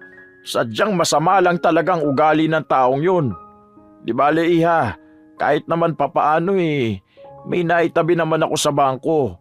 Yun na lang muna ang gagamitin kong pambayad sa gamot habang hindi pa ako nakakapasok. Sabi ni Mang Arturo. Niyakap na lamang ni Mang Arturo ang dalaga para patahanin ito sa pag-iyak. Magiging maayos din ang lahat, Iha. Magtiwala lang tayo sa Panginoon. Bumuntong hininga na lamang si Mang Arturo. Pagkatapos ng sandaling yun ay pumunta na lamang si Karen sa kanyang silid. Kagaya ng inaasahan niya, nakakalat na naman ang iba niyang gamit kahit inayos niya na yun bago siya umalis. Napaupo na lamang siya sa dulo ng kama. Agad na dumako ang tingin niya sa larawan nila ng kanyang ama. Kinuha niya ang picture frame na yon at saka napangiti. Namiss na naman niya si Don Romero. Sobrang sabik na siyang makita ito. Gustong gusto niya nang bumalik sa dati. Sa mga panahon na kasama niya pa ang papa niya.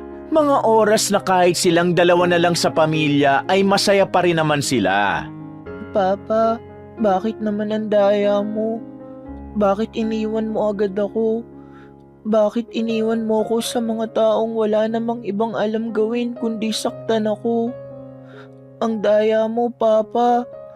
Sana sinabi mo sa akin na hindi ka na babalik para napaghandaan ko naman. Hindi na namalayan ni Karen na muli na namang tumutulo ang luha niya. Pagod na siyang kakaiyak. Gusto niyang lumaban. Pero kapag iniisip niya pa lang ang kahihinatnan, lalo lang siyang pinanghihinaan. Ramdam naman niyang hindi siya nag-iisa sa mansyon. Ramdam niyang may kakampi siya. Pero kagaya niya, mga wala ring kapangyarihan at boses ang mga yon. Isa pa, hanggat maari ay ayaw niyang may nadadamay ng dahil sa kanya. Sa kakaisip ng kung ano-ano, nakatulog na lamang ang dalaga. Ni hindi na rin nito nakapagpalit ng suot. Nagising siya umaga na.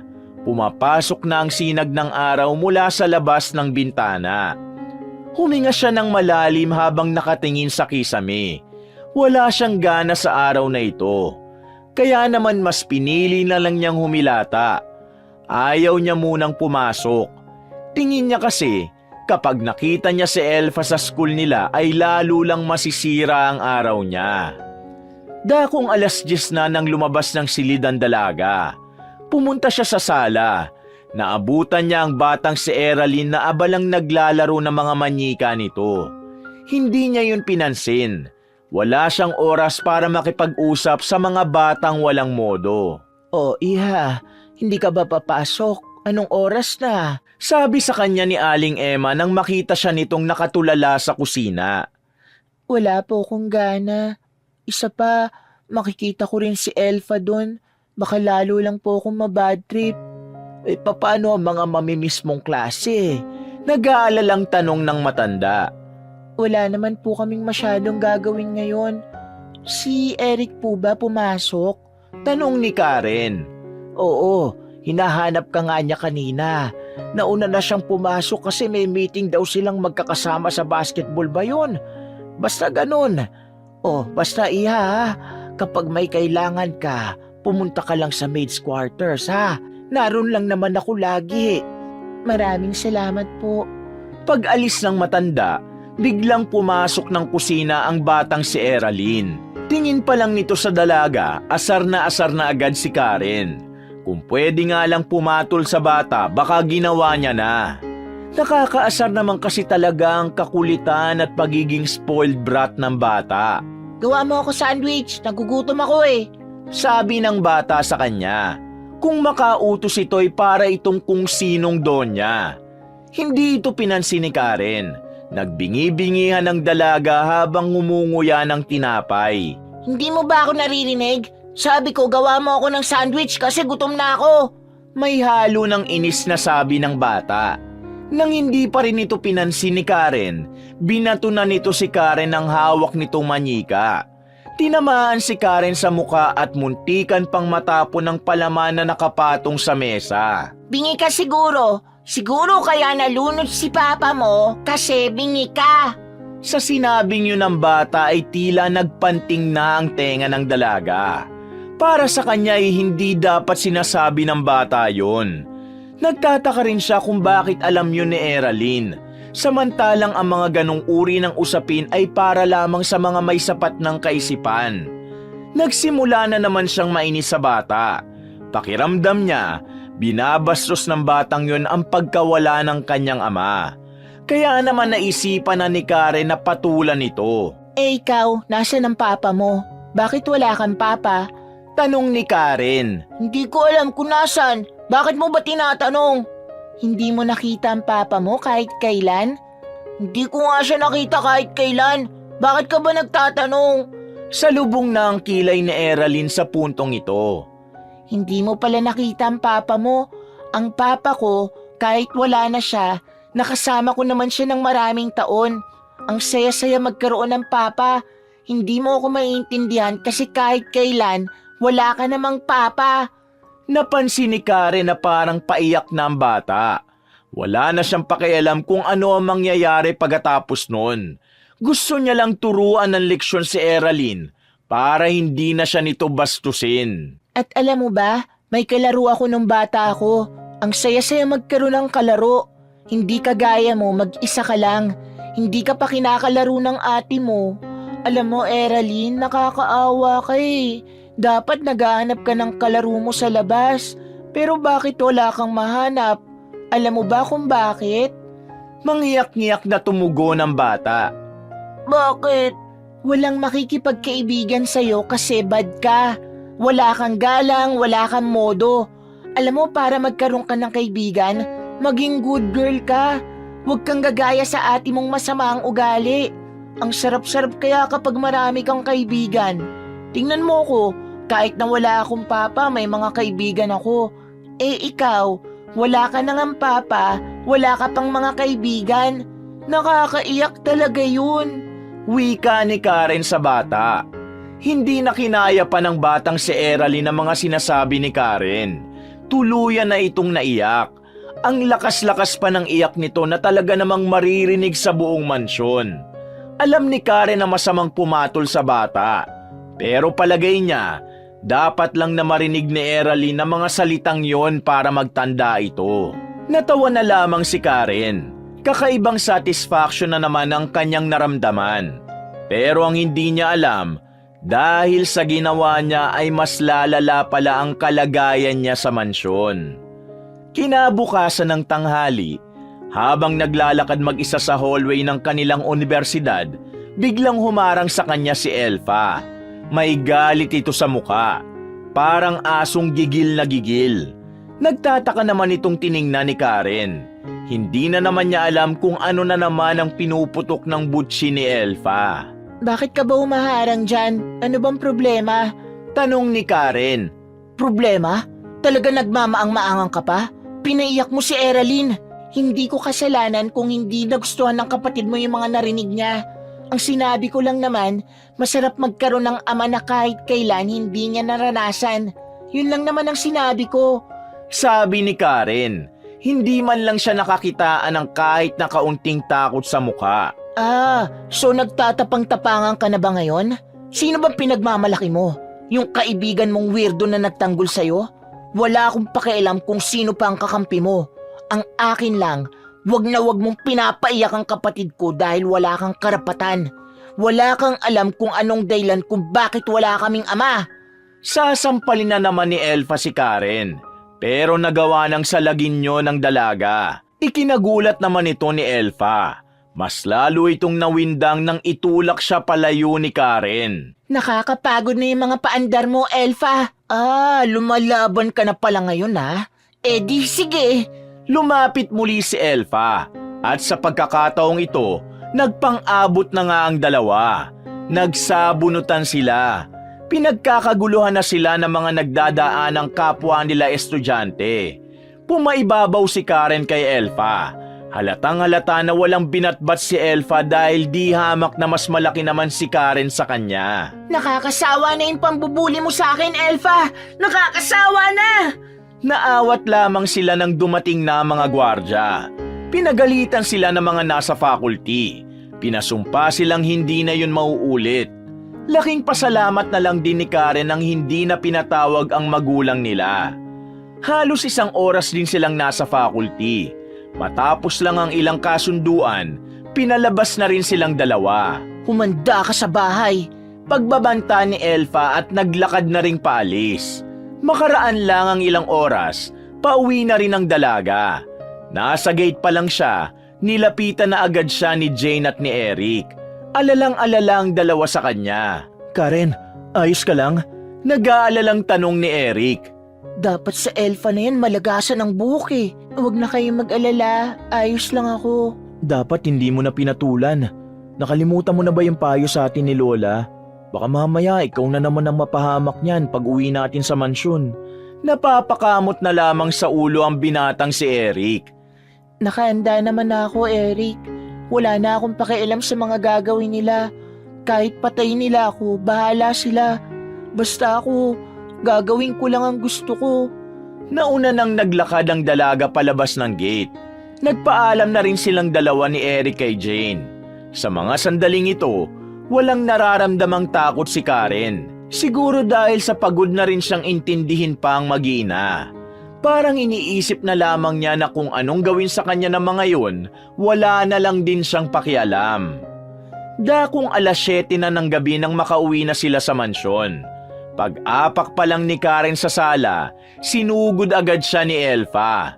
Malalakas na sampal ang pinakawalan nito sa kanya. Dumugo agad ang manipis na labi ni Karen. Pero hindi pa rin to tinigilan ni Elfa. Nginudngud pa nito ang mukha ni Karen sa sahig. Diyos ko, bakit kayo nagsasakitan? Eric, tulungan mo nga akong awatin sila. Sabi ni Aling Emma. Lalapit na sana sila pero biglang nagbanta si Elfa.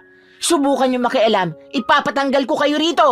Dahil sa sinabing ito ni Elfa, napatigil ang maglola. Natakot silang baka matanggal sila sa trabaho kapag nakialam pa sila. Gustuhin man nilang umawat, wala rin silang magawa. Iha, patawarin mo kami. Naiiyak na lamang si Aling Emma. Walang umaawat kay Elfa sa mga sandaling yun. Lahat ng kasambahay ay nagsiksikan sa kusina sa takot na baka sila naman ang pagbuntunan. Diba sinabi ko sa'yo, ayoko napapahiya ako. Ganitong mapapala mo kapag masyado ka nag-aangas sa akin. Nang umalis si Elfa sa ibabaw ni Karen, tumayo naman agad ang dalaga. Medyo nahihilo si Karen sa dami ng sampal na tinanggap niya. Lumuhod ka sa harapan ko at patatawarin kita. Luhod! Pero sa halip na sundin niya ang gusto ni Elfa, sumilay lang ang ngiti nito. Kalaunan ay tumawa pa si Karen. Bagay na mas lalo namang kinainis ng kanyang stepsister. Anong nakakatawa? Bakit ka tumatawa? Pasigaw nitong sabi.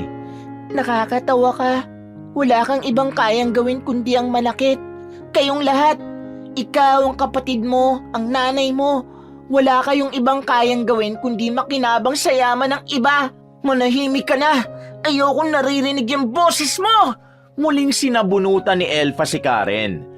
Pero sa pagkakataong ito, mas malala na ang ginawa nito. Hinila nito si Karen palabas ng bahay. Pumunta sila sa basurahan at doon sinubsob ang dalaga. Talagang lumabas na ang pagiging war freak ni Elfa. Hilong-hilo na si Karen noong mga sandaling yon. Hindi pa yun matitigil kung hindi pa dumating ang babaeng si Rosana. Ano bang kaguluhan ito? Tanong ni Rosana. Agad na lumapit ang mga gwardya para awatin sila. Ito kasing si Karen, Mama. Sinaktan niya ako kanina sa school. Umibabaw siya sa akin para lang mas mabugbog niya ako kanina. Alam na mga tao sa school yun dahil maraming nakakita. Pagsisinungaling ni Elfa. Walang hiya ka talaga kahit kailan. Paano mo nagawa yun sa anak ko, ha? At Mami, hindi lang yun. Pinaiyak din yan kahapon si Eraline. Sinabihan ba naman niya na walang tatay? Tila agad na umusok ang ilong ni Rosana nang marinig yun. Kahit na hindi pa nakaka-recover ang dalagang si Karen, nilapitan ito ni Rosana. Nakatanggap na naman ng sampal si Karen. At sa puntong ito, napaupo na ang dalaga sa sahig. Ang lakas ng loob mong manakit, ah. Bakit? Ano na bang pinagmamalaki mong babae ka? Nasa aktong lalapitan pa sana ito ni Rosana nang biglang humarang na si Aling Emma. Hindi na nito kinakaya ang mga nakikita niya. Kaya kahit na alam niyang matatanggal sila sa trabaho, ay wala na itong pakialam. Ang mahalaga na lamang kay Aling Emma ay maipagtanggol si Karen. Parang awa niyo na, Ma'am. Itigil niyo na po ang pananakit niyo kay Karen. Hindi ho ba kayo naaawa? Dumudugo na po ang labi niya. Puro pasana po ang mukha niya. Hindi po ba kayo naaawa sa kanya? Wika ni Aling Emma habang yakap-yakap ang dalaga. Umalis ka dyan, Manang. Kung ayaw mong mawalan ng trabaho, huwag kang makikialam dito. Wala na akong pakialam sa trabaho ko kung ganito naman ang makikita ko. Tanggalin niyo na kami lahat dito. Para saan pa ang perang sinasahod namin sa inyo kung hindi niyo naman kayang itrato ng tama ang nag-iisang anak ni Don Romero? Hindi na ito tama. Hindi na makatao. Buwelta pa ng matanda. Ayaw mo talagang umalis? Pues ngayon ding gabi, hakutin mo na mga gamit nyo at lumayas na kayo sa mansyon ko. Hindi mo mansyon ito, Rosana. Ikaw ang sampi dito. Wala kang karapatan sa bahay na ito. Sadyang inangkin mo lang ang lahat ng pag-aari ni Don Romero. Hoy, tanda. Huwag mo sinisigawan ng mami ko, ha? Aktong lalapit si Elfa sa matanda nang biglang lumapit na rin si Eric. Subukan mong idampi ang kamay mo sa lola ko at kay Karen. Kahit babae ka, papatulang kita. Matapang na sabi ni Eric. Kayong mga daga kayo, magsialis na kayo rito. Ayaw na ayaw ko nang makikita ang mga pagmumukha nyo rito. Layas! Wika pa ni Rosana. Aalis talaga kami rito. Ayaw na naming tumira rito kasama kayo. Dahil mula nang ikaw na ang magreyna-reynahan dito, parang naging impyerno na ang mansyon na ito. Sana maging masaya ka sa lahat ng ginagawa mo, Rosana. Tandaan mo, may karma ang mga kasamaan na ginagawa ninyo. Huling sabi ng matanda. Hindi na nagsalita pa si Rosana. Inalalaya na lang din ni Eric at Aling Emma si Karen. Sa parehong gabi din, inimpake na rin nila ang kanilang mga gamit. Wala na silang dahilan para manatili pa roon. Dahil kung hindi sila aalis doon, siguradong mas lalong mahihirapan lang si Karen. Huwag na kayong babalik dito kahit kailan, ha? Pwe! Sigaw ni Elfa sa kanila nang nasa tapat na sila ng gate ng mansyon. Naglakad na lamang sila palabas ng village. Sandali silang napatigil sa paglalakad nang mapansin nilang nahihirapan ng maglakad si Karen.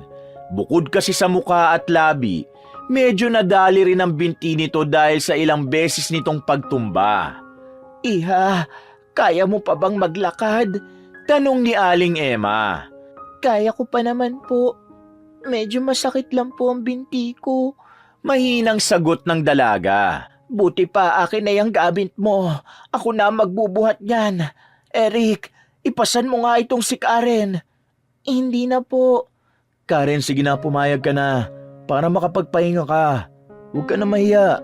Tayo lang naman tatlong magkakakampi rito eh. Sabi naman ni Eric. Hindi na tumutol pa si Karen. Kahit na nahihiya ay pumasa na siya sa likuran ni Eric. Nang makalabas na sila ng village, agad din naman silang nakapagpara ng taxi. Karen, pwede mo silang ireklamo sa ginawa nila sa iyong pambubugbog. Physical injury yan. Abuse na rin kasi mali ang trato nila sa'yo. Suhestyon ng lalaking si Eric. Pero umiling lang sa kanya si Karen. Hindi na. Ayoko nang lumaki pa ang gulong ito. Maraming pera si Tita Rosana. Hindi rin tayo mananalo sa kanya. At ayoko nang madamay pa kayo. Ayoko nang may mga mahirapan pa ng dahil lang sa akin. Gusto ko na lang mamuhay ng tahimik. Huminga ng malalim si Karen. Isinandal na lamang niya ang kanyang ulo sa bintana. Pinagmamasdan na lamang niya ang mga nadadaanan nila. Sa mga sandaling ito, kahit na masakit ang mukha niya at ang binti niya, mas nararamdaman pa rin niya ang kalungkutan. Paulit-ulit niyang iniisip na sana bumalik na lang sa dati ang lahat. Kalahating oras lang ang nakalipas, nakarating na rin sila sa bayan. Pansamantala na munang makikitira si Karen sa bahay ni na Aling Emma. Hindi naman na ibang tao kay Karen ang maglola. Kaya naman nasisiguro niyang magiging komportable naman siya roon. Sa katunayan, para sa kanya, mas mapayapa na roon kesa naman sa mansyon. Pasensya ka na, Iha. Pero ito lang ang bahay namin. Isa lang ang kwarto. Doon ka na lang. Dito na lang kami ni Eric sa sala. Sabi ni Aling Emma. Huwag ka nang tumanggi, magpahinga ka na ron. Sabi naman ni Eric. Malaki ang pasasalamat ni Karen kay Aling Emma at Eric. Dahil kasi sa dalawang ito, kahit na papaano'y naranasan niya namang makatulog ng payapa. Sa mga sumunod na araw, tila nasasanay na ang sistema ni Karen sa maliit na bahay ni na Aling Emma. Kahit maingay sa lugar na yon, unti-unti na siyang nagiging komportable. Oh, ito na ang baon ninyo. Kumain kayo sa tamang oras, ha? At iwas-iwasan nyo na lang ang elfa na yon sakaling makita nyo ulit sa school. Naiintindihan nyo ba ako? Sabi ni Aling Emma. Sa kabila ng mga nangyari, hindi pinabayaan ni Karen ang kanyang pag-aaral. Kahit maraming nagulat sa mga pasa niya sa mukha, hindi na lang niya yun inintindi. Ang tanging focus niya ay ang kanyang pag-aaral. Dahil ito na lamang ang natitira niyang yaman na maaari niyang pakinabangan balang araw. Pagdating nila sa school nila, diretso agad si Karen sa kanilang room. Gaya ng routine niya sa mga nagdaang araw, room at kantin lang ang destinasyon niya kapag naroon siya. Hindi na siya pumupunta sa kung saan, dahil na nga rin iniiwasan niyang makadaupang palad pa si Elfa. Sis, nagtataka rin ako. Bakit kaya hindi na nakikita si Elfa sa school? Tigok na siguro. Sabi ni Jane habang nasa kantin silang tatlo. Huwag ka nga magsalita ng ganyan. Baka mamaya kapag may nakarinig, mapahama ka pa. Sabi naman ni Karen. May sinabi sa akin si Mang Arturo. Si Elfa raw hindi na rito mag-aaral. Yun ang sabi ni Mang Arturo ha. Nag-stop na raw. Next year sa US na raw yun mag-aaral eh. Sabi naman ni Eric. Buti naman kung ganon. Sana wag na siyang bumalik ng Pilipinas para mabawasan naman ang mga basurang tao rito sa bansang to. Kumagat pa ng burger ang dalagang si Jane. Ngumiti na lamang si Karen ng mga sandaling yon. Pagkatapos nilang kumain ay bumalik na rin sila sa kanilang room. Naging maayos at payapa ang mga natitirang oras ni Karen doon. Hanggang sa mag-uwian na ay magaan pa rin ang pakiramdam ni Karen. O paano? Mauna na ako sa inyo Birthday ng pinsan ko kaya kailangan maaga ako makauwi. Sabi ni Jane at tinapik pa sila sa balikat. Mabilis na nakipag-unahan si Jane sa jeep, habang si Karen at Eric naman ay nakatayo pa rin sa gilid. Hindi ka ba pupunta sa mga kasama mo sa varsity? Tanong ni Karen sa binata. Pupunta pero nag-aalala ako sa iyo eh. Sigurado ka bang kaya mo nang umuwi na mag-isa?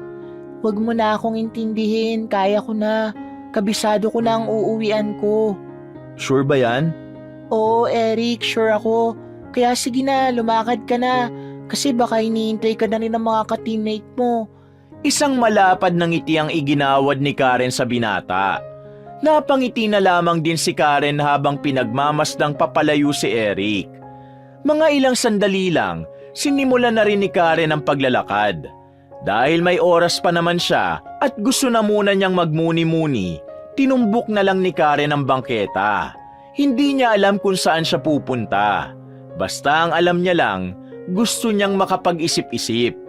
Sa hindi inaasahang pagkakataon, napadaan siya sa isang mataas na gusali. Sobrang pamilyar sa kanya ng gusaling yon.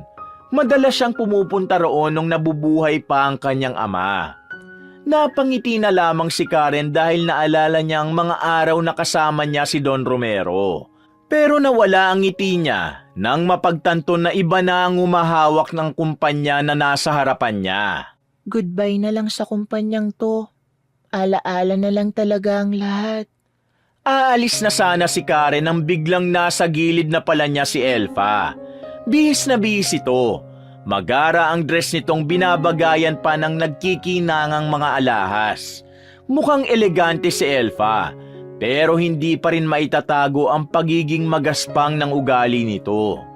Hindi na sana papansinin ni Karen si Elfa, pero may sinabi itong talaga namang nakakanti sa nananahimik niyang damdamin. Alam mo bang mas kumanda ang kumpanya mula nang mawala ang papa mo? Sarkastikong sabi ni Elfa.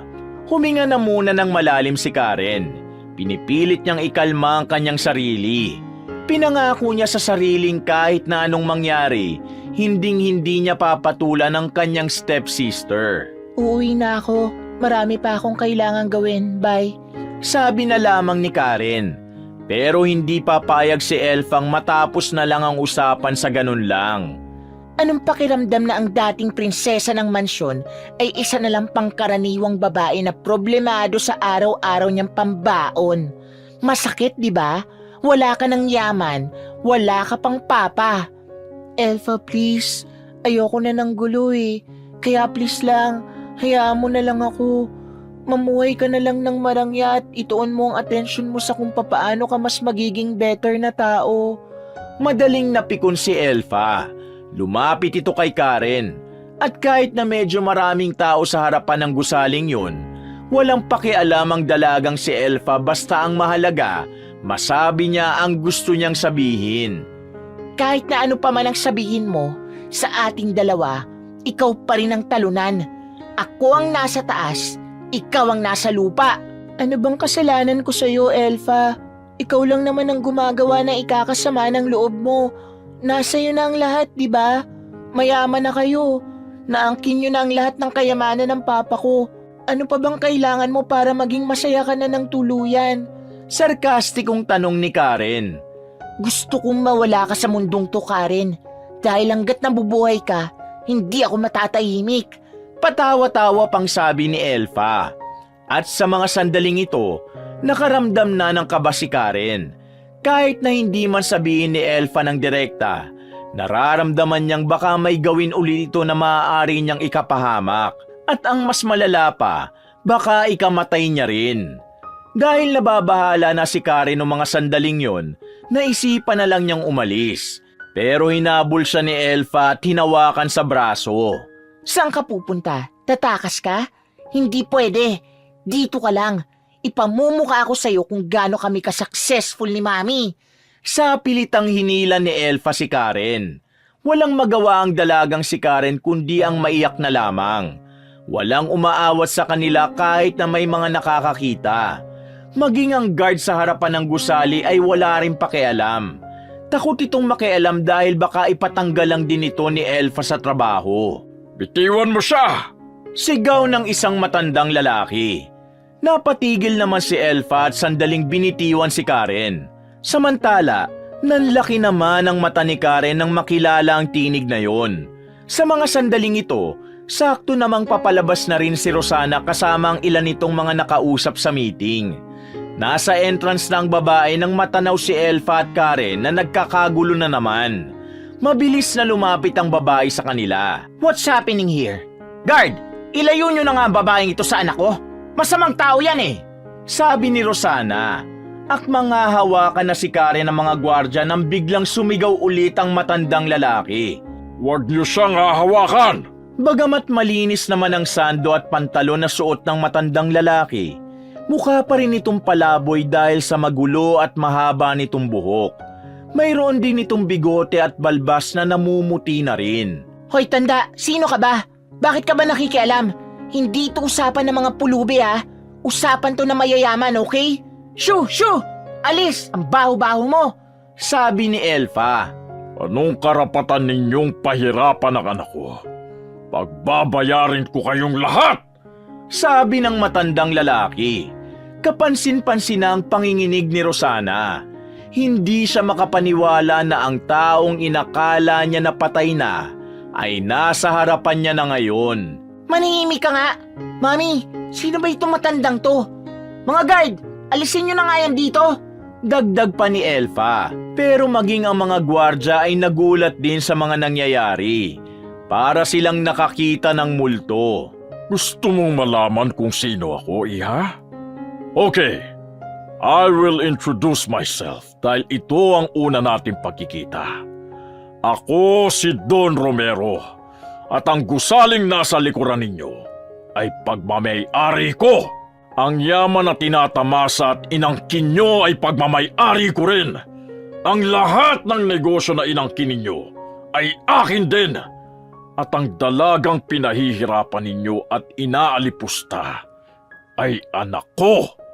Nagulat ang lahat nang magpakilala na ang nagbabalik na si Don Romero.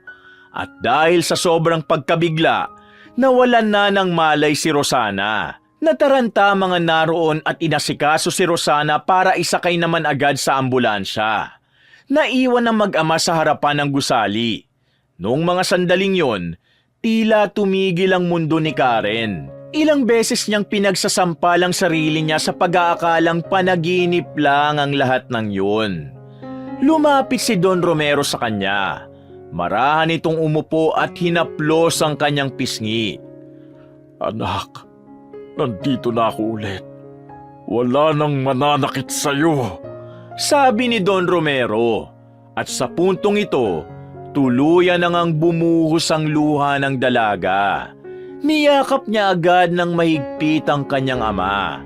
Miss na miss niya ang presensya ng matanda. Parang napawi agad lahat ng mga pinagdaanan niya. Papa, akala ko hindi ka na babalik. Papa! I'm so sorry, anak. Ngayong nandito na ako, magsisimula tayo ulit. Lahat ng nawala sa atin, babawiin natin. Lahat ng nanakit sa'yo, pagbabayarin natin. Hindi ako papayag na wala akong gagawin.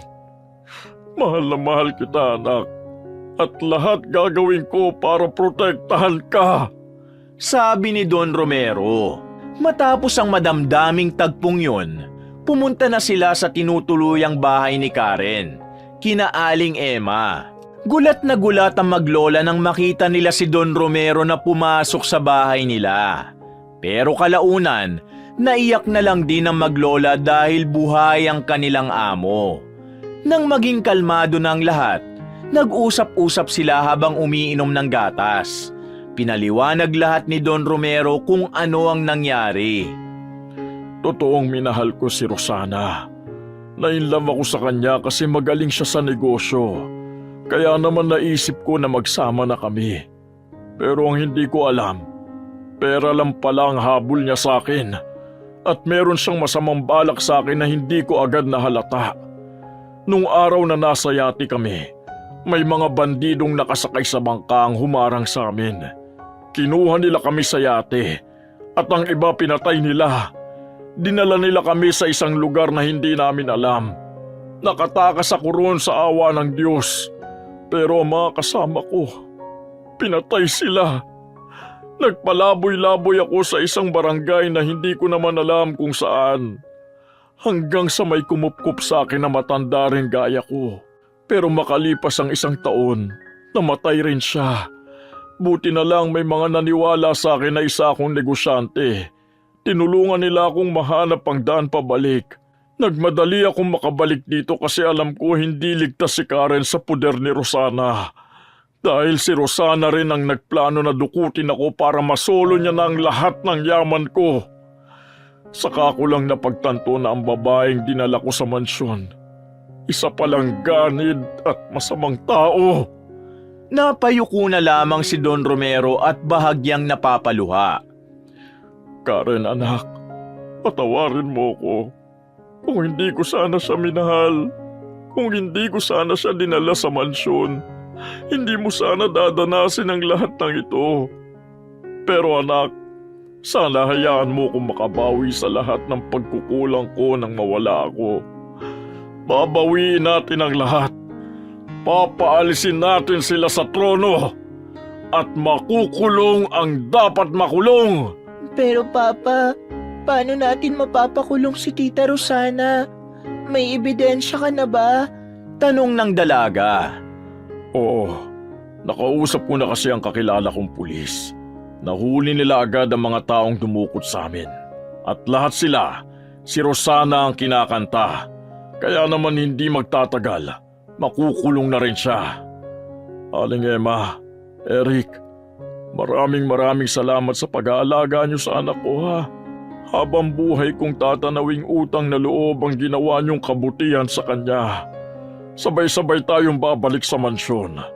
Tayo ang may-ari noon at hindi ang kagaya ni Rosana. Hindi nagsayang ng oras si Don Romero.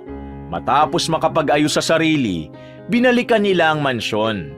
May kasama silang pulis. Sakto naman na nang dumating sila roon ay paalis na ng mansyon ng mag-iina. Romero? Nanginginig ang tinig na sambit ni Rosana. Para itong nakakita ng multo. Nanlaki ang mga mata. Rosana, pagbabayaran mong lahat ng kasamaan mo.